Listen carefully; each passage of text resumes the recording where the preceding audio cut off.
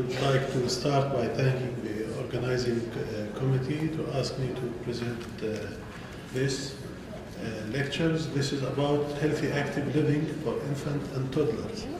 And this is actually adapted from a module from the Canadian Pediatric Society Healthy Active Living Task Force to reduce obesity in Canada. And in fact, this is part of four modules that targeted the four different school age, different stages of pediatrics. Simply, what is health active living? Health active living is, in brief, is move well, eat well, feel well, and sleep well, and sit less. And we're going to elaborate on these in the coming slides. Well, we have the well infant toddler visits, and most of the time the well infant toddler visit here and many parts of the world is only for giving vaccines and maybe doing the growth chart. I don't know if they have enough time to go over in reviewing the results of the weight and height and the BMI and the other things, because they are so busy in looking after these the babies. So in fact, if we want to, there is a lot of missed opportunities in the well infant and well toddler visits. In fact, we can utilize this very much in order to start this module and disseminate it in order to send the message to parents and the healthcare workers to train about that. So one of these things, maybe we can take a general history about the parents, maternal health, pregnancy, nutrition, sedentary behavior, psychological risk factor, and infant and toddler nutrition in details, development, sleep, sedentary behavior, etc. And the family history and risk of maternal health risk, the type 2 diabetes, dyslipidemia, etc. So why this is important? Well, we know that from previous lectures presented that there are risk factors for chronic illnesses, for chronic diseases. They are non-modifiable and modifiable. And what we are interested, non-modifiable, we can't do much about them. But the modifiable risk factors are the nutrition and physical activity and sedentary activity and quality and quantity of sleep and psychological factor. We know that some children are more genetically predisposed, but many are at risk. Why? Obesity is a concern in infant and toddlers. There is 41 million children less than 5 years of age are overweight. Over 340 million children and adolescents between 55 and 19 years, they are obese or overweight in 2016. Early adiposity rebound is affecting population health, and obesity in less than 4 years of age predict later obesity, diabetes, heart disease. Obese children tend to be more to become an obese adult, and the risk of obesity and metabolic syndrome is increased in this group. So we know that this is not the only concern. There is other concern for these kids. They are at risk of behavioral problem. They are at risk of reduced cognitive development, sleep-related disorder, and lower extremity fracture because of obesity. So let's start with management, the healthy active living, what we call it HAL or HAL.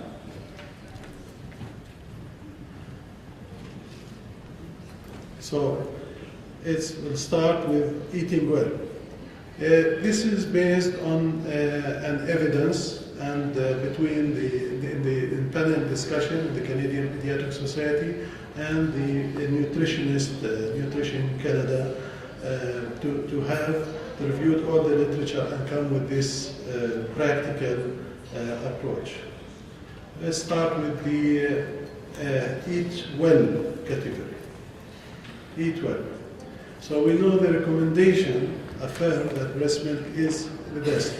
Exclusive breastfeeding for the first 6 months, continued breastfeeding, and complementary food for at least 2 years.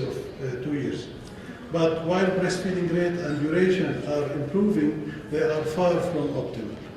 And it seems that this is all over the world. In Palestine, for example, the exclusive breastfeeding rate rose from 25 almost to 39%. I don't know about the latest figure, but I think it's around that number.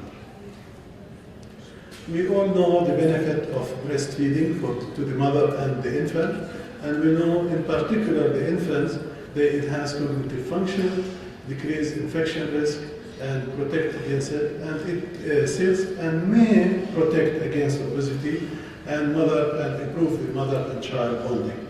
Breastfeeding is also economical and environment friendly. Their weaning, they suggest to explore the mother reason for weaning and educate and support her choices. A slow, progressive, natural wean is what they advise. Infant appetite should guide volume of formula given. If infant doesn't accept bottle, we'll give a cup, and they don't recommend thickening the formula or giving medication to dry up breast milk. Add complementary food while continuing to breastfeed on demand. Other fluids, for example, like juice. No nutritional reason to introduce fruit juice in the first year of life. May displace breast milk, may cause diarrhea, for toddlers it should be limited. No herbal tea, and we should encourage water to be drink rather than juice to the patient. Bottle-fed infant requires safe water preparation. And breastfed infant should not give in water. Milk intake recommendation. Usually pasteurized whole milk or cow, usually introduced later in life, between 9 and 12 months of age, if not before the first year of life. No skim milk before 2 years, and limit milk to less than 25 ounces per day to reduce iron deficiency anemia. If soy milk is required, continue commercial till 2 years of age. Introducing complementary food starting at 6 months. Babies are ready when their babies are ready for other food, developmentally and physiologically.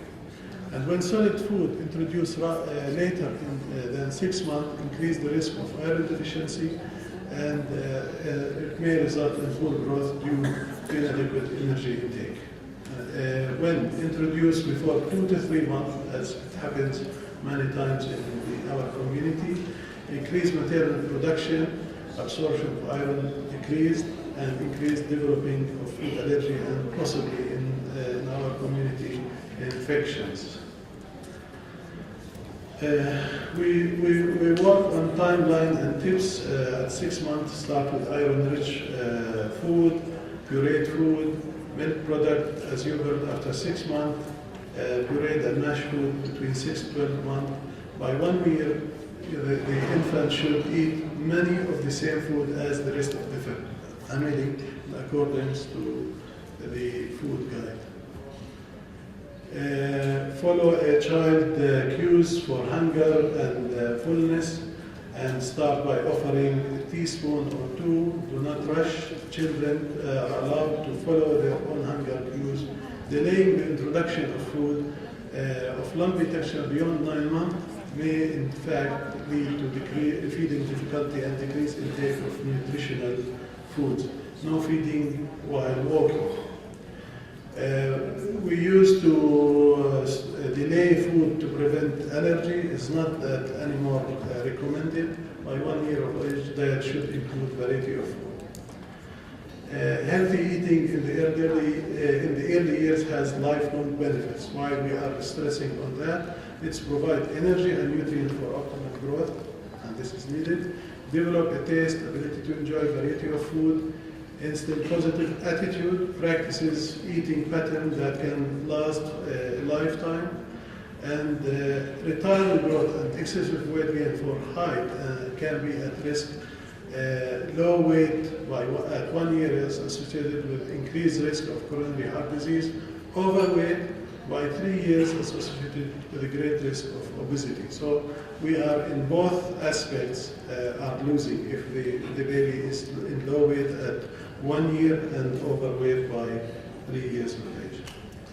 So the message to family: offer healthy, varied food at young age. We encourage family to sit down with sit down together with meals. Offer water regularly throughout the day. Limit fat, sugar, salt-rich food. Offer treats occasionally, but don't ban them entirely. Never put a toddler on restrictive diet to lose weight. And don't give toddlers low-fat or low-calorie food. And be patient to introduce the food.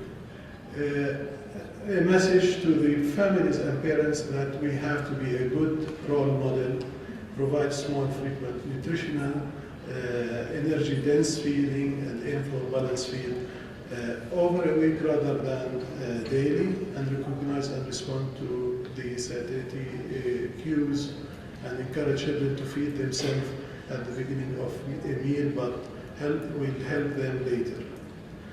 So, now this is the one component. The second component is sleep well. Why we stress on sleep? Because sequelae of sleep deprivation, the child lacking sleep is at risk of obesity. Prevalence of obstructive sleep apnea in obese children is 13 to 66 versus 1 to 3% in children of regular weight. It may result in glucose intolerance and diabetes, increased carbohydrate craving, neurocognitive deficit, behavioral problem, and also the parent will be exhausted. They have poor sleep quality, poor health, poor psychiatric state, and poor psychosocial outcome. Chronic sleep loss in adults is associated with greater risk of morbidity. Sleep pattern in infant, we know that newborn, they have longer period of sleep, they have short period of sleep because of feeding frequency. Newborn, but they sleep, overall they sleep a long period. Night working is common, and circadian rhythm usually starts by 2 months of age. Newborn should sleep between 14 to 17 hours, and infant should sleep between 12 to 15 hours. Sleep latency around 19 minutes. In toddlers, it's almost the same, that they have 10 to 13 hours sleep period, and single period of continuous sleep during the night, gradual decline, daytime napping. Walking at night is normal. Other night awakening are common. The ability to fall asleep, it's a milestone. Babies and toddlers may not be getting enough sleep because up to 30% they have sleep problem. We suspect insufficient sleep with a child. If fussy, moody, or irritable, wake up often during the time, during the night, snores very loudly, struggling to breathe, or if parents spend a lot of time helping their child fall asleep, so lose sleep because of the child bedtime and sleeping pattern. An overtired child has trouble sleeping. Okay. Poor sleep habit can affect the quality of family life, and this is a fact. There is a tool which we can use it in our clinics and in the well baby care, the beers. The beers, we can ask about the bedtime, excessive pneumonic beers. Bedtime problems, excessive daytime, awakening at night, regularity and duration sleep, and snoring. So we can utilize that to assess how much sleep the child is getting. The healthy message to families: have consistent, restful bedtime routine, foster longer sleep duration, earlier bedtime for all the family, identify and avoid negative sleeping association, decrease or stop nighttime feeding, decreased time and attention given to night walking, and use more absorbent diaper at night. Room sharing is not bed sharing.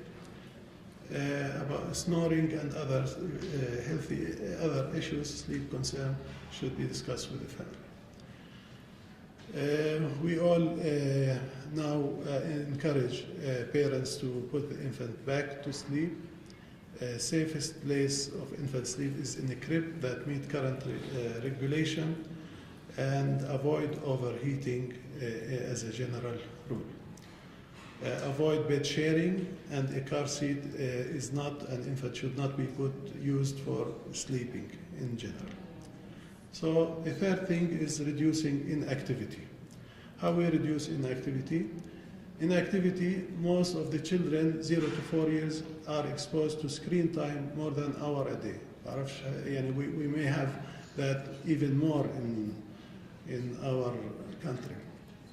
90% of US parents report exposing children younger than 2 years to some form of electronic media. Sedentary behavior habits formed and in early years may track over time into middle childhood at least. So there is inactivity can harm infant. One of them is affect cognitive development and decrease attention, decrease vocalization, reading recognition, comprehension, memory scores, and more than 2 hours of TV a day before 12 months increased risk of language delay, and no harm in reducing sedentary time. 3 years old spend 79% of working hours being sedentary instead of using it and actively they are in sedentary life. Most 0 to 4 old are exposed to screen time lasting more than 1 hour. Excess sedentary time in early years, additional negative health outcome, and sedentary habits formed early seem to track over into at least middle childhood. So they are inactivity can harm toddler because it increases adiposity and increase the psychological risk, and there is no harm in reducing inactivity inactivity or sedentary time. It may decrease vocalization, classroom engagement, increase math score in an older child. Okay.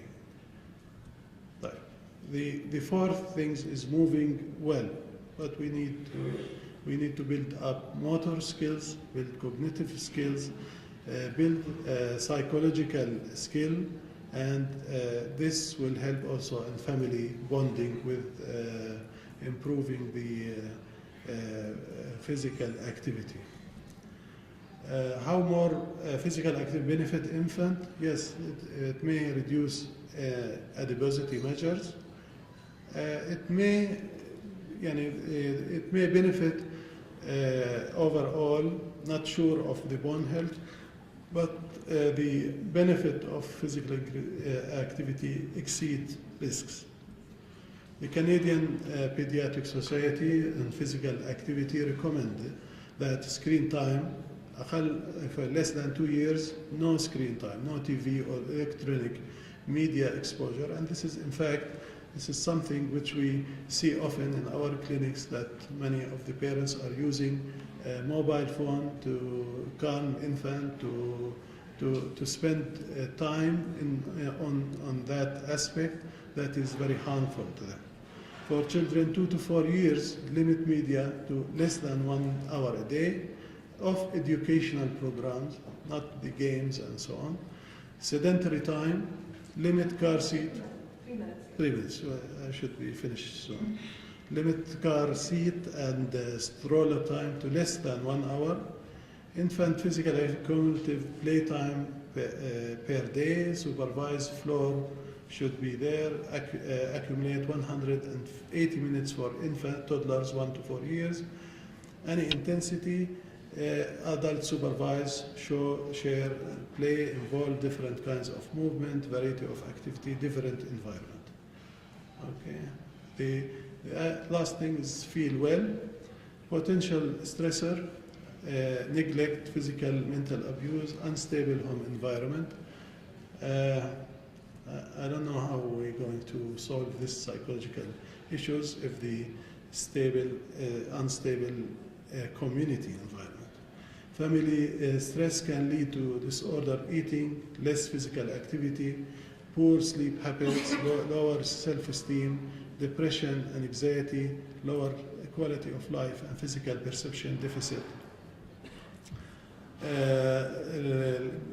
Lack of parental supervision, consistency limit setting, food, sometimes had a result in food pushing and food rewarding behavior which is not accepted, mental illness, separation and divorce, community, food high in fat and sugar are more affordable and abundant. This may affect the food we eat. The mental wellness messages for family: create and caring home environment, read aloud to your infant or toddler, spend more time, quality time with whole family, bring about mental illness in a family member to a primary care provider, avoid food pushing, encourage meal time with family and friends, encourage both parents to attend well child visit.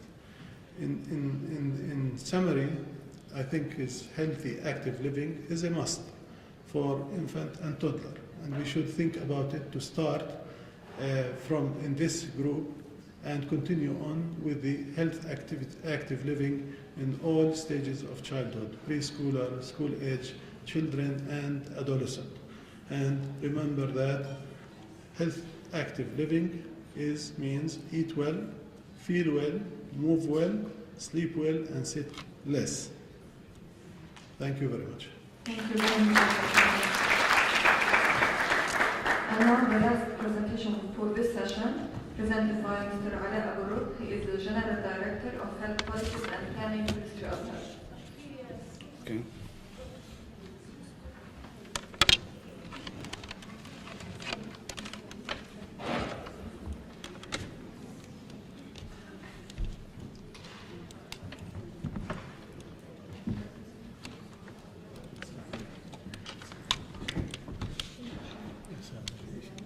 تسلم وجهك دكتور بس.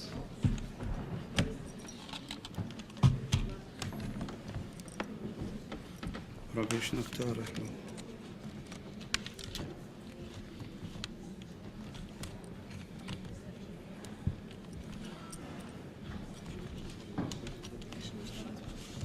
زرت بس. مش نتحرك كتير.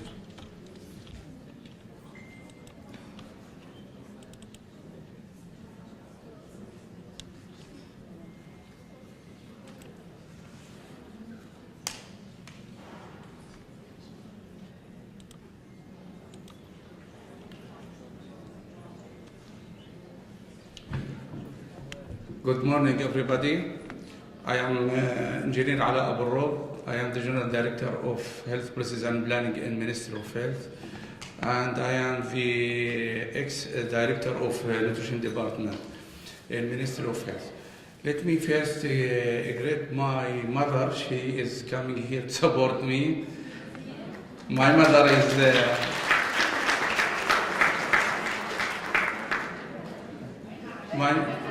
stand up, yeah. Stand up.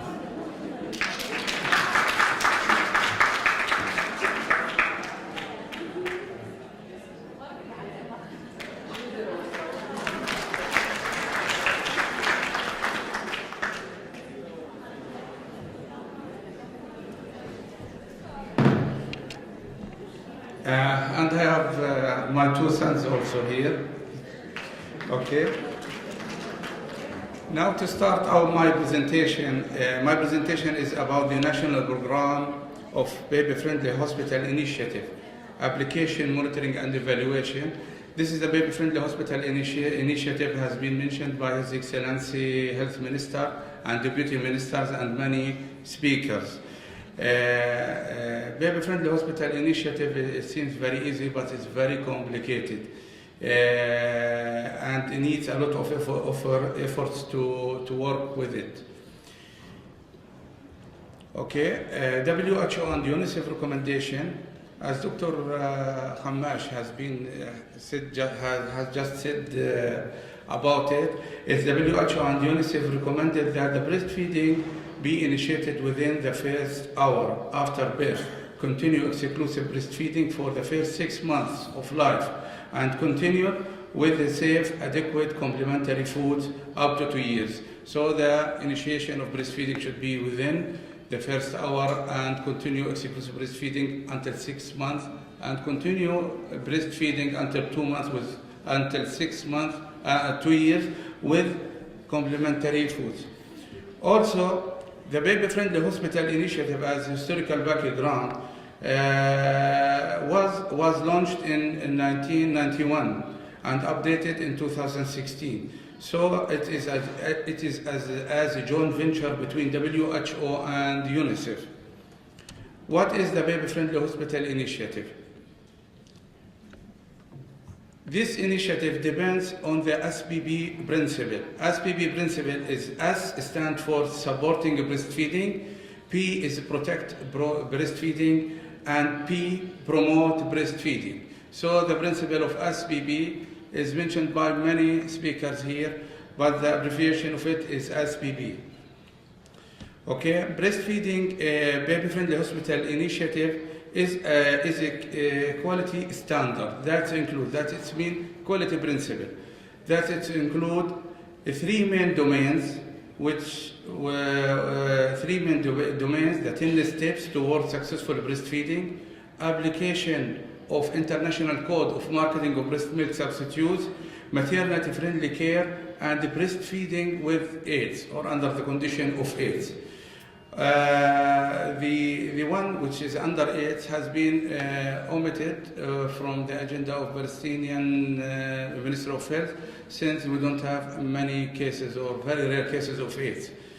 The second thing is it contains about 19 subdomains, 82 standards, and 28 required documents. These are the Baby Friendly Hospital Initiative standards. Some of them will come to them later.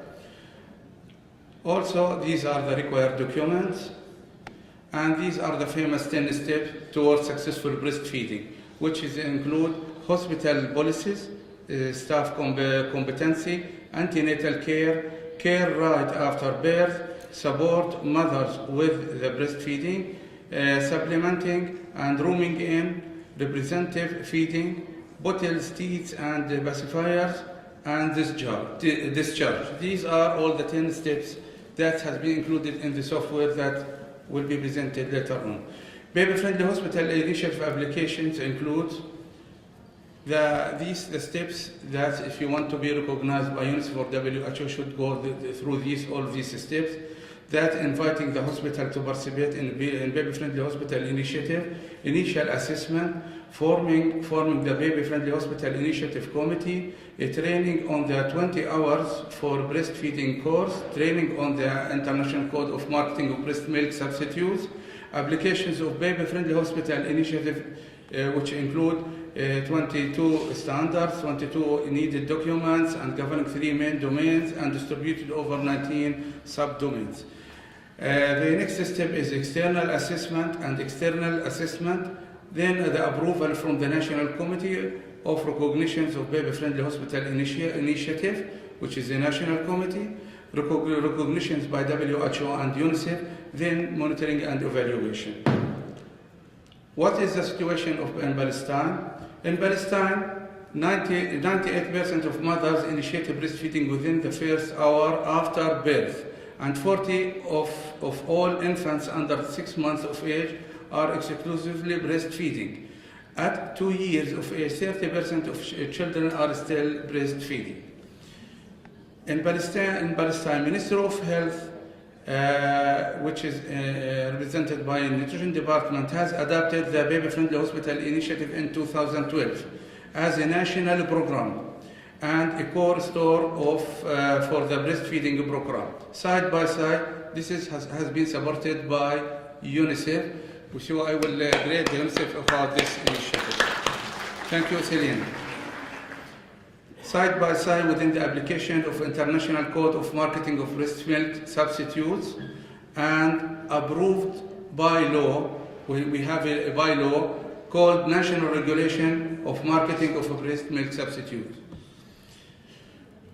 In Palestine, Jenin Governmental Hospital was the first hospital that has recognition by UNICEF and WHO as baby-friendly hospital initiative in 2014. Nowadays, more than 18 hospitals, most of them are governmental hospitals, 15 in West Bank and 3 in Gaza Strip have been recognized. And in the pipeline now we have another 3 main big hospitals. Baby-friendly hospital initiative auditors has a local course on auditing using guideline number 5 of UNICEF. An official certification from WHO and UNICEF is usually issued under the guideline of number 5. Nutrition department has developed a software that helps in internal external assessment and monitoring and evaluate. This software is distributed by WHO in the region as an efficient tool in application of baby-friendly hospital initiative. And there is a big NGO in Ireland. They recommend this software and take it and start translating it and converted it to English. Nutrition Department, Ministry of Health developed a standard of baby-friendly clinics initiative. Also in the pipeline, there is a standard that will be developed for baby-friendly pharmacy, baby-friendly doctors, and they are all national standards to support breastfeeding. Okay, what about the software? This software, I will shift to software immediately. This software is very complicated. It's programmed by me since I am a smart programmer using Access, Soft MS Access. And it has been verified by Mr. Abdul Raouf Salim, the Quality Planning Department Director. He is here, please stand up, Abdul Raouf. He is the verifier of this software. And also it has been revised by Nutrition Department, represented by Mr. Musa Halaika and Ruwaid Al-Qadi, and also Ola Tawil. And Lina Bahar, she is absent today. Now this software contains many things, like employee list. I will go very fast on it. It clinics, all the clinics and hospitals in Palestine. Okay, the cards for connection with people, agenda to organize your agenda, and SOB. This is SOBs that needed or to control the documents, and the tasks. To give the task for anybody, and if you have anybody like here, you immediately convert it to PDF and send it by email. And also we have the files to organize the documentation system according to ISO 9001, which is contain a list of files, and immediately you generate your sticker to put it in the file. Also, this is to support just the logistics but also the main thing is here is assessment. This is the program, the main program. The assessment here, it's let's see, it's tell you that to input your report, to have the report by results, which is yes or no mainly, and also to input standard domains. We have the 4 domains, and we have here the infant feeding questionnaire. It's a must, should be done by hospitals, and it's done automatically here. And also lactating mother questionnaire and non-lactating mother questionnaires. And all of these questionnaires, we enter the data and it's analyzed automatically, and we have the reports, immediately generate the reports for any hospital needed. So these are reports. It's very difficult to do it manually. So it's just to enter the data there, and everything will be done automatically. Now the assessment visit, we will pick up Al-Maqasid hospitals, and Dr. Umayya Khammash is here, Dr. Hatem Khammash is here, So this is the Al-Maqasid Hospital. Al-Maqasid Hospital is the second hospital third hospital that won the recognition of UNICEF and WHO as baby-friendly hospital initiative. Okay, so and if I want to visit Al-Maqasid Hospital, and I will choose number 6, which is the Al-Maqasid Hospital, we will go to agenda. We prepare an agenda for visiting them, and this agenda is generated automatically, and then finally we have the report that should be sent through PDF to Al-Maqasid Hospital. Now after that, we have the hospital questionnaire that we have get to gather the information about the hospital, and it's done also through this software. Then we have something called policy questionnaire that should be evaluated. These are the policy questionnaire, and we have then and before that we have the checklist that if I want to go to evaluate somebody, I need checklist. So the system generates a checklist automatically for Al-Maqasid Hospital, and immediately this checklist can be taken with the auditors to the hospital. And we have also the code questionnaire. We ask many questions about the International Code of Marketing of Breast Milk Substitutes and application of it. Then we have the required document questionnaire, and we ask about all of these documents. Then we have the assessment data, which is very huge. And even that you can put this as an iPad and take it to the hospital and make life easy for you. Okay? Then after that, after we assess everything, we have the action plan that if I have any problem with anybody, with any standards, immediately I will generate. For example, if I put the result here, it's not yes, I will tell him just give me the result of no, and go to action plan, immediately generate to me this standard that say that this is not met and we need some actions to be done here, and the action plan will make life easy also. So this is, and also we have the result by subdomain, the result by domain. It immediately gives you the results, 7 out of 7, 0 out of 7, for example. And also we have the result by subdomain also, which is very difficult and very huge calculation. You need to generate this report. It be generated within a second. Okay? And result by standard, go to the standard level also.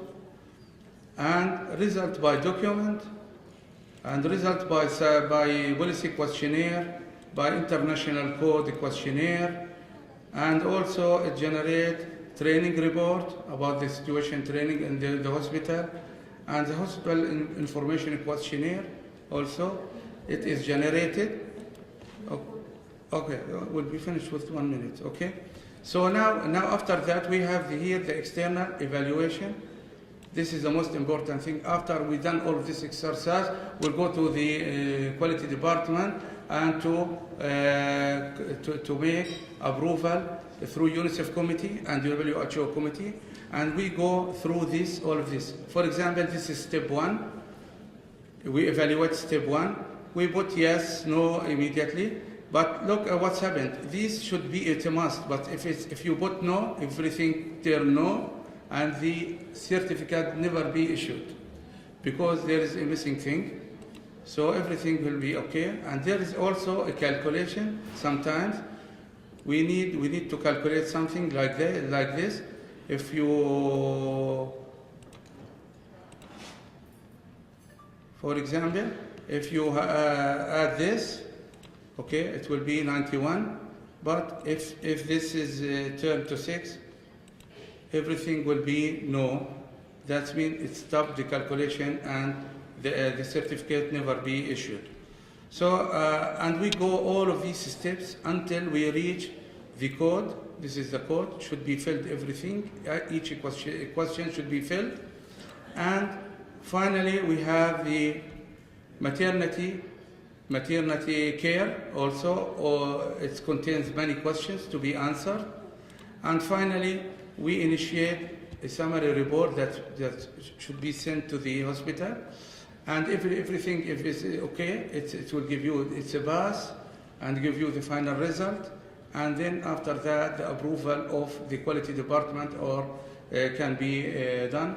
This is the quality recognition of the data. It's headed by quality department in Ministry of Health by Mr. Abdul Raouf, and we have our three breast counselors, Dr. Jihad Taha. I don't know if she is here. Dr. Jihad Taha. She is here. Dr. Abdullah Abu Sharara and Dr. Rihab Sanduqa. I think she is here. All of these matters. The three consultants, three experts, they are also auditing on all the system of baby-friendly hospital initiative. And finally, I want to thank them all. And so the summary of this program.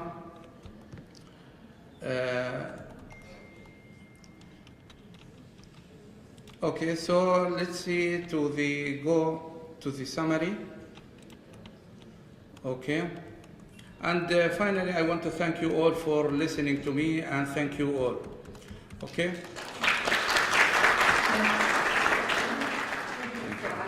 Before opening the discussions, Dr. Suzina, if you have any comments or like to wrap up.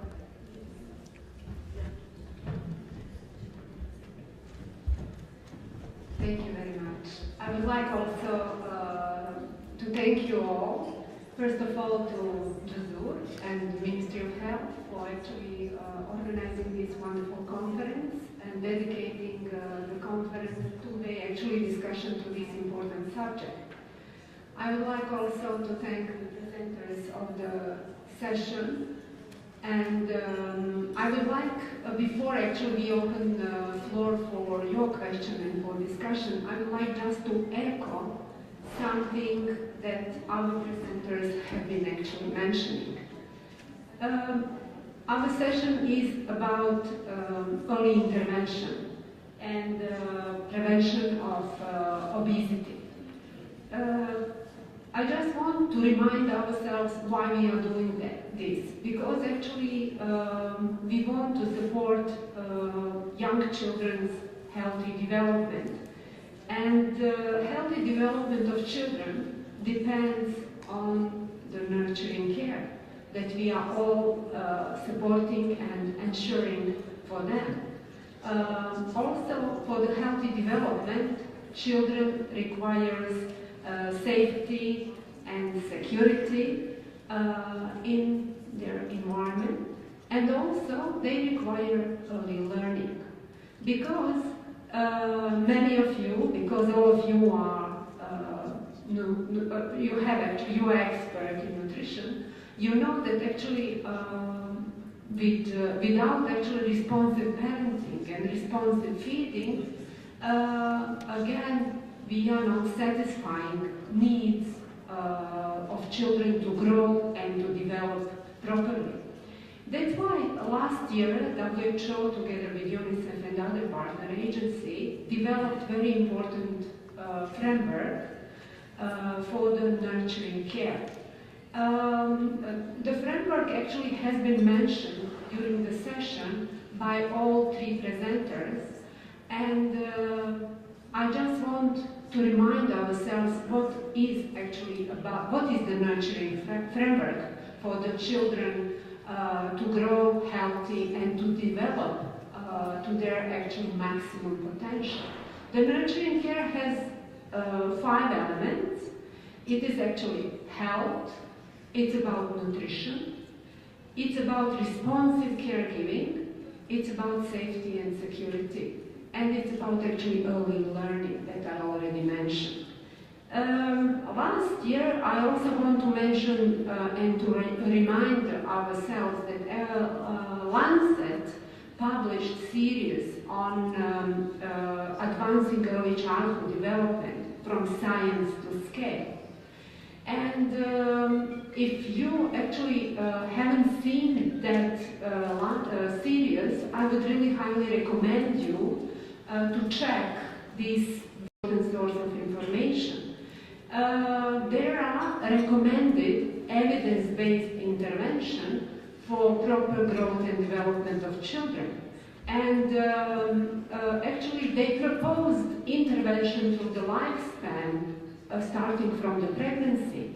As one of the evidence-based intervention as recommended and scientifically proven is proper nutrition from pregnancy through the lifespan of the child.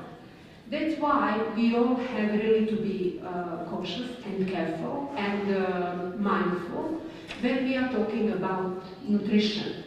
For the Palestine, as Professor Michael mentioned, we are really living in a very unique environment here, and children are exposed to different risks that really can affect the genes expression, and all these risks can be actually prevented, or we could influence and we could protect our children really from all these risks and to help them for the genes to not be expressed.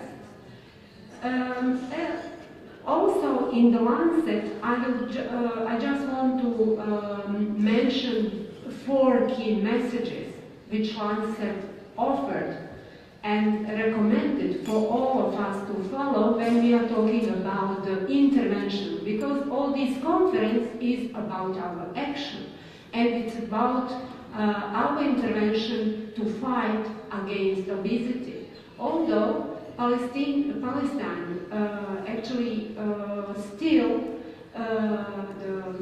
the prevalence of obesity is not very high, and we have really I think actually the time for us to intervene is very appropriate, and that's why I will just read these 4 key messages for you to remember when we are talking about intervention. The first one is actually about the burden and cost of inaction, which also Professor Michael touched upon during his presentation, and he mentioned the cost effectiveness of reducing the level of sugar in the soft drinks, in the drinks available and given to children. The second key message proposed by the Lancet is actually that young children need nurturing care from the start. Also, Professor Michael and Professor Harten, both of them, and Mr. Abu, actually, all 3 of them actually were mentioning about importance of intervening during the first 1,000 days of child life, including pregnancy. That is the window for all of us when we have to intervene and when we have to make sure that actually pregnant mother, lactating mother, and newborns, infants are fed properly with exclusive breastfeeding, with timely introduction of complementary feeding, and with diet diversity. These are elements really very, very important for children proper growth and development. The third key message proposed by the Lancet is actually that we must deliver multi-sectoral intervention, because health, we have really to benefit from the health system, because health is the system which receive the youngest children, including pregnant and lactating women, which are the most vulnerable group for the malnourishment. That's why also today you will hear more multi-sectoral intervention, such as nutrition-friendly schools, that Juzur will actually present you today, which complement to the exclusive breastfeeding and baby-friendly hospital initiative, which Nutrition Department and Ministry of Health was supporting.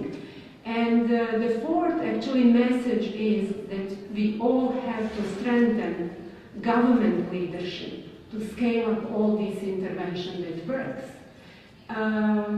Actually, from the last presentation, you can see that government of Palestine is very dedicated and committed to work towards the prevention and towards actually good nutrition. And I think that we just have to support them with more ideas and with more evidence-based intervention.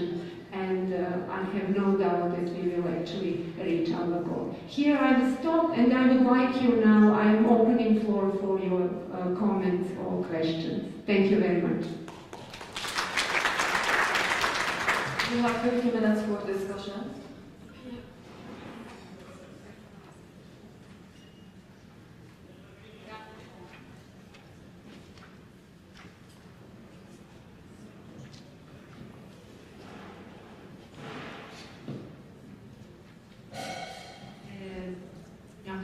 Less than the age of 20 versus more than the age of 20. You know, in most Western countries, the frequency of the prevalence of adult obesity is roughly twice that of childhood obesity. If you looked at those numbers, the prevalence of obesity in women in Palestine is roughly 8 times that of same-sex children. So that would be, I think, the best preconceptual efforts that could be made would be to reduce the adiposity of women by figuring out why it is that there's such tremendous weight gain. Men are not excluded from this, but their fractional, likelihood of obesity only increased about 5 times compared to 8 times in the women. So if you could address weight gain much earlier in adult women, I think everything would follow from that in terms of benefits in a very nice way. Thank you.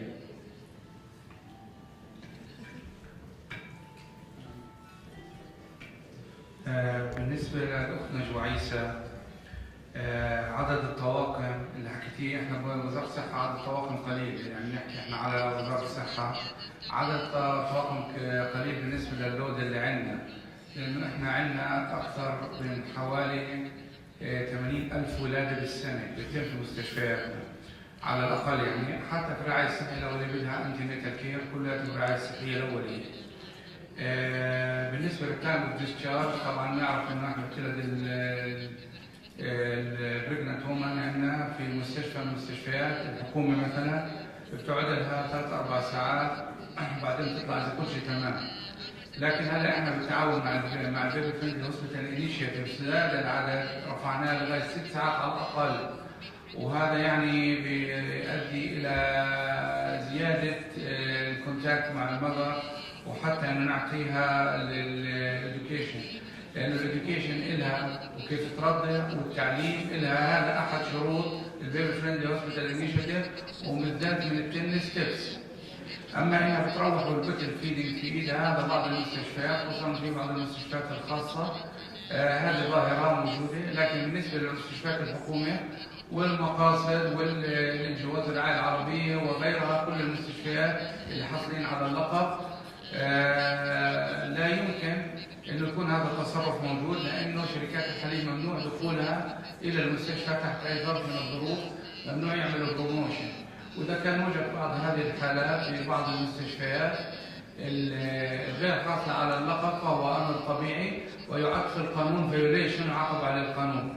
لكن إذا صار الإشي في أمر في المستشفى مع اللقب فهذا يعني إنه هذا فيوليشن نعم، ولكن أمر غير مقبول بتاتا، ويمكن لدائرة التغذية ودائرة الجودة وزارة الصحة بالتعاون مع اليونيسف والدبليو اتش او بسحب الاعتراف أو توجيه إنذار لهذا المستشفى، كما هذا حصل في بعض المستشفيات الفلسطينية أو الذات الحكومية، وهي تجربة خضناها واستطعنا نتغلب عليها، وبالتالي منعت جميع شركات الحليب، ممنوع ولا واحدة تطلع وبإيدها بوتل إلا تحت ظروف طبية خاصة، والبوتل ما بتبين للناس، بتتخبى، وحتى تعليمها على إعداد الرضعات بكون بالسر، وبكون في داخل غرف مغلقة ومعينة ومخصصة لهذا الأمر.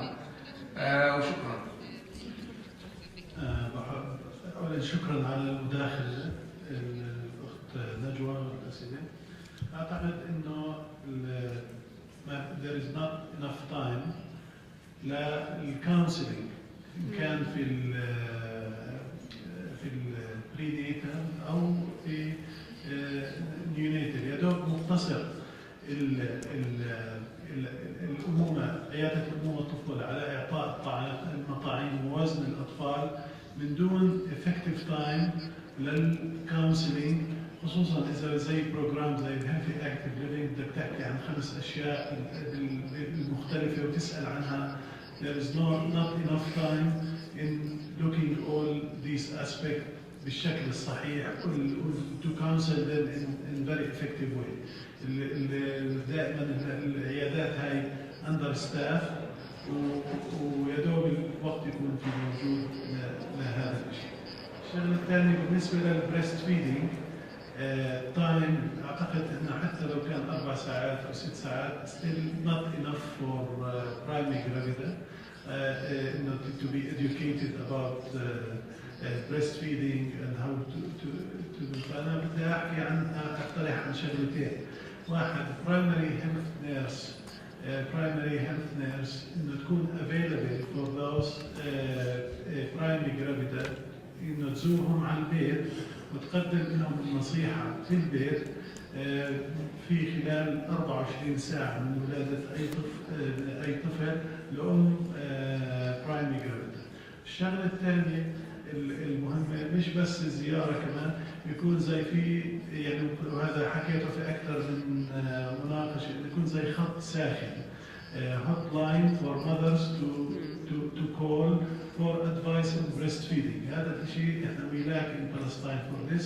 Maybe we need somebody to adopt this idea and to have expert answering mothers about breastfeeding and breastfeeding problems and what they should do.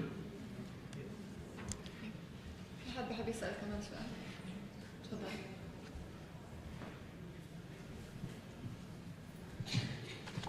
يعطيكم العافية جميعا. أنا بدي أبلش مع الدكتور حاتم. السؤال يمكن احنا تحت مظلة مصر المواصفات المقيس، المهندس حيدر حجة موجود في المجلس الوطني للدستور الغذائي، وحاليا اللي هي الفاو بالتعاون مع منظمة الصحة العالمية، وفي مؤتمر في برلين ووزارة الصحة والمواصفات مشاركين في هذا المؤتمر. فمن ضمن الأجندة اللي موجودة على هذا المؤتمر حاليا واللي طلبوا توصيات اللي هو كل دولة ايش رأيها الموضوع، انه في اقتراح انه في بعد عمر السنة انه الحليب هو مش حليب بديل او الحليب الفوري الموجودة الا تسمى بديل لحليب الام. هذا مطروح على الاجندة، وبالتالي احنا بعد ذلك ممكن من خلال توصية المؤتمر الراسل للجهات القائمة على الدستور الغذائي انه بعد عمر السنة هو يظل اسمه بديل لحليب الام وما يتمش تغييره. السؤال الثاني او الرجاء الثاني هو يمكن احنا بتعليمات معالي وزير الصحه في عندنا اللي هي النظام الوطني والتعليمات الوزاريه الخاصه بضبط السوق من اي ترويج لبدائل حليب الام، ولكن احنا ممكن لوحدنا كوزاره صحه او كدائره تغذيه مش راح نكفي اذا ما كانش هناك تضافر للجهود ولجميع الجهات في الوطن سواء كانت خاصة أو حكومية أو حتى على مستوى المجتمع. إحنا حقيقة نعرف في بعض الفروقات اللي بتصير بعد ما يتم اللي هو عملها وتنفيذ نشاطها، وفيش عندنا أي خلينا نقول ممسك قانوني. فيا ريت هذه يعني توصية أو رجاء من جميع الحضور، إذا كان هناك حتى لو عرف إحنا ممكن أرقامنا جوالاتنا موجودة بحكم قانون، ممكن دائرة التغذية هي اللي تراسل الشؤون القانونيه في وزاره الصحه، وزاره الصحه بتراسل النيابه العامه تطبيقا لتعليمات معالي وزير الصحه والنظام الوطني للسوق بدل الحالي اليوم، انه يتم ابلاغنا باي خرج، باي نوايا، بعقد ورشات، بعقد ممكن منشورات، اي شيء لها علاقه والكل بيعرفها لها علاقه بترويج لبدائل الحياه من اهتمامنا. شكرا لكم ويعطيكم العافيه.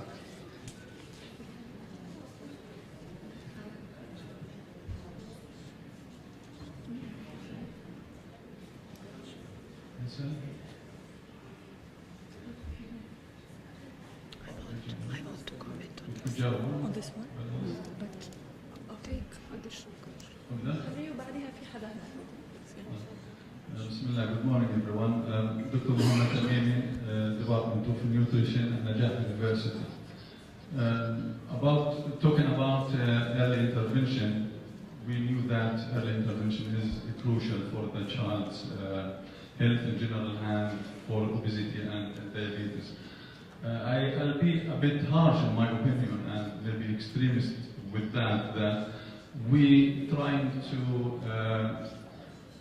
promote some kind of food which is complementary food or fortified food which contains a lot of iron, because we're trying to avoid anemia. Anemia is a bad disease in early childhood. This kind of food is a myth. I guarantee that it's a myth. It's not good for babies.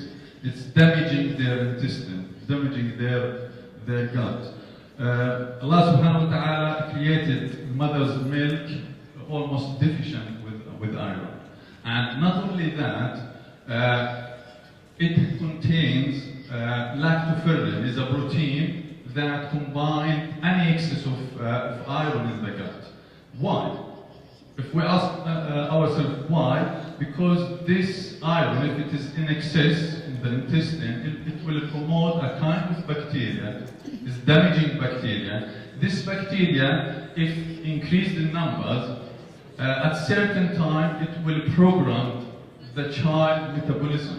And maybe doctors here agree with that. Epigenetic programming can be happening from the gut, from our bacteria, and if we promote this kind of food, fortified food with iron, we promote this kind of bacteria, which will increase the chance of obesity, will increase the chance of diabetes, etc. So I hope that as well this can be part of the policy, not to promote complementary fortified food with iron. Thank you very much.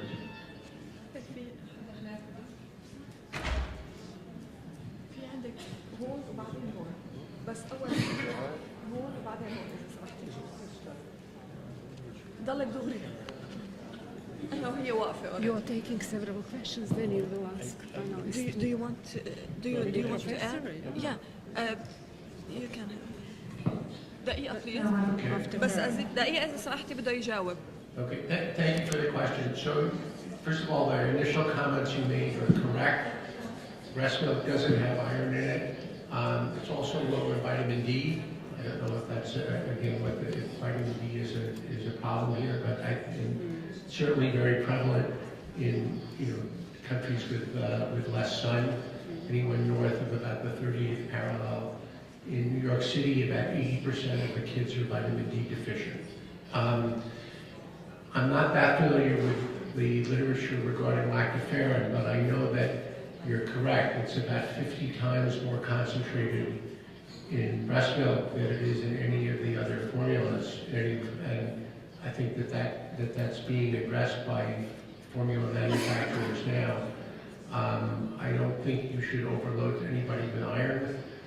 And I think the microbiome is a very interesting topic. I have not been convinced so far that the microbiome in humans has any impact on obesity. It may affect a lot of other things like inflammation and cholesterol, but the literature on the microbiome as a cause of obesity in humans is not there yet. Thank you.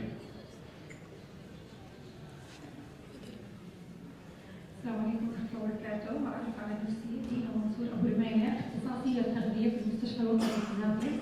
أشكركم جميعا طبعا على هذا المؤتمر القيم.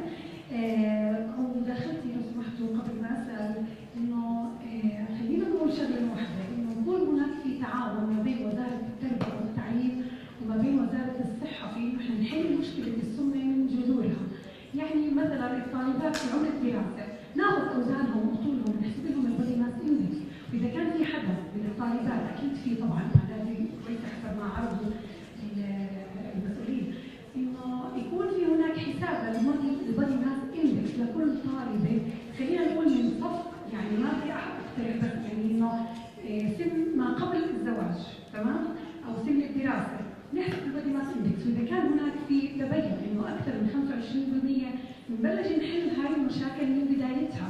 يعني احنا كاختصاصيين تغذيه في المستشفيات مستعدين نستقبل كل الطالبات اللي بيعانوا من هاي المشكله ونعمل لهم برامج غذائيه ونتبع معهم كل شهر بشهر، على اساس انه احنا ما نلجا بعدين انه نعمل لهم سليب جاستريكتومي.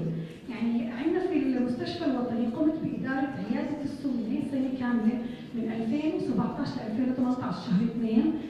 وجدت اعداد هائله صراحه من الصبايا في سن الزواج صحوا على حالهم انه هلا لازم ينزلوا وزنهم، وكانت اعداد شديده وبدهم هلا الحل الصحي.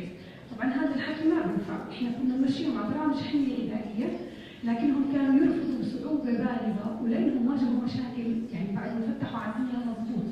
فاحنا برايي انه احنا لازم نحل هاي المشكله من بدايتها.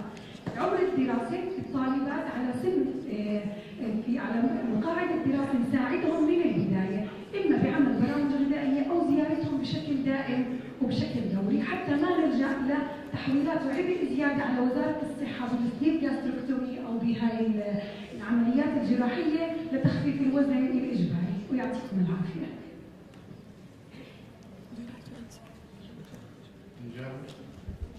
تفضل. يعطيك العافية أخونا منصور الأخصائي التغذية الوطني. أنا بحيي هاي المبادرة، لكن المبادرة قامت فيها دائرة التغذية منذ حوالي 6 سنوات، قامت توزيع منشورات على السيلف مونيتورينج على الرقابة الذاتية زي طلاب المدارس، وكمان قامت دائرة التغذية بتغيير الكريكولم الموجود في المدارس وإضافة في بند الصحة والبيئة كيفية حساب البادي ماس اندكس، وهناك تدريبات كثيره تمت. لكن طبعا جهودها بدها بحاجه الى كونتينيوس، يعني المتابعه اكثر من ذلك. كمان في عندنا دائره الصحه المدرسيه، دكتور وليد الخطيب بعرفش اذا موجود. في دائره الصحه المدرسيه وزاره الصحه بيقوموا بيلفوا على كل المدارس وبيفحصوا الاطفال في الصف الاول والصف السابع والصف العاشر، يعني 3 مرات يفحصوا، واذا اي واحد فيهم بقيسوا طوله ووزنه، واي واحد اكثر من 3 زد سكور على WHO نيو جروث ستاندرد، على طول بيتحول الى طبيب الاطباء في الرعايه الصحيه الاوليه، وهناك بيفحصوا له الجروث هرمون وبيفحصوا له كل الامور، واذا كان بس امره انه شغلات دايتيشن بيحولوه للدايتيشن. وهون المشكله والطامه الكبرى انه وزاره الصحه فيش فيها دايتيشن. الدايتيشن مركزين اكثر في المستشفيات وغير مركزين في الرعايه الصحيه الاوليه، بجوز عندنا بس 3 أو 4 في الرعايه الصحيه الاوليه، بينما انا عندي 14 مديريه. فيجب التركيز على ذلك. وشكرا. اسفه احكي لكم انه خلص انتهى الوقت للمداخلات، وان شاء الله في كلوزنج سيشنز وريماركس، سوري لانه الوقت انتهى، بنقدر نجاوب اسئلتكم كلكم. بس بحب انهي هاي السيشن زي ما حكى الدكتور حاتم خماش: eat well, sit well, sleep well, move well وfeel well. وصار كثير ما قدرنا ناخذ كل الاسئله.